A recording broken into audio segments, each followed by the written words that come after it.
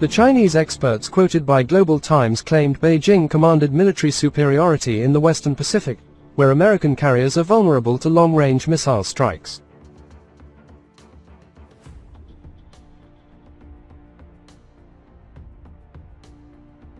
The U.S. Navy took delivery of Ford in 2019 after years of technical issues and other delays.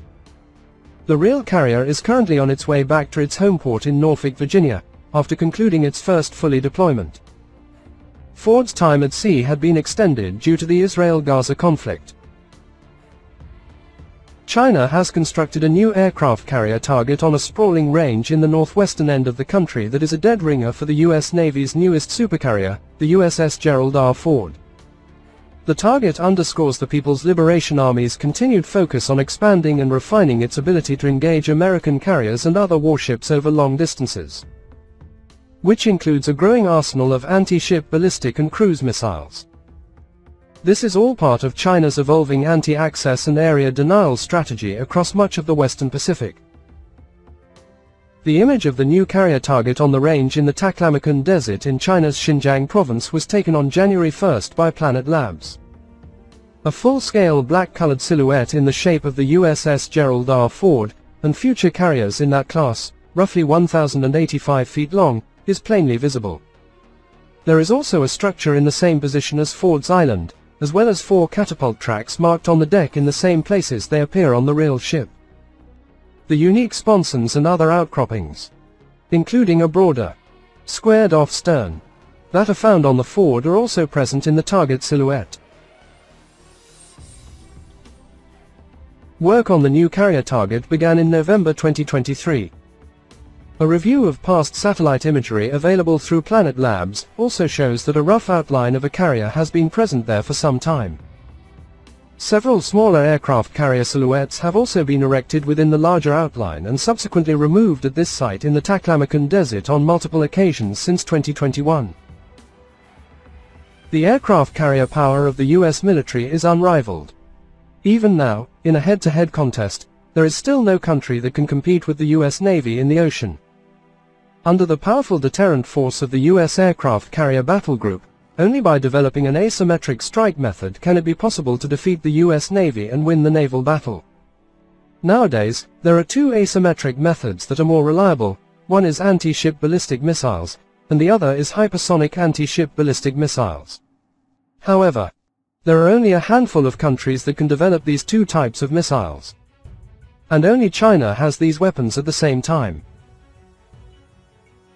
In terms of anti-ship ballistic missiles, China's Dongfeng 21D medium-range anti-ship ballistic missile is the world's first ballistic missile capable of hitting large moving sea targets thousands of miles away.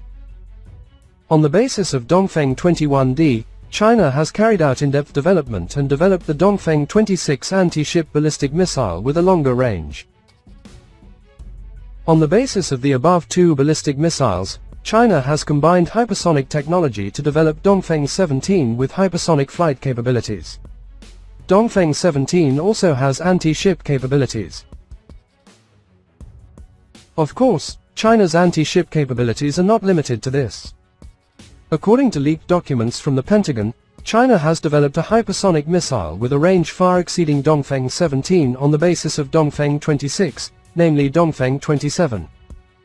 It is believed that the longest range of Dongfeng 27 is as high as 8,000 kilometers. And it also has anti-ship capabilities. The above 4 models are all land-based anti-ship missiles.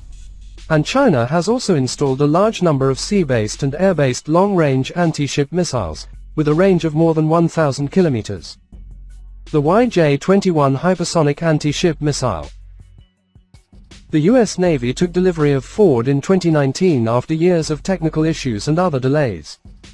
The real carrier is currently on its way back to its home port in Norfolk, Virginia, after concluding its first fully deployment. Ford's time at sea had been extended due to the Israel-Gaza conflict. The site of China's new Ford target is just under 2.8 miles southeast of another full-scale carrier target in the Taklamakan that garnered significant attention back in 2021.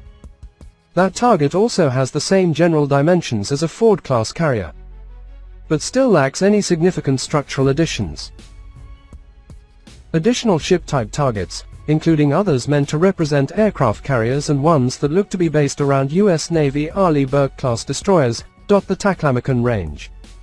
Satellite imagery shows that at least one of the destroyer targets, which had previously been just a silhouette with various radar reflector masts, has now been upgraded with additional structure features.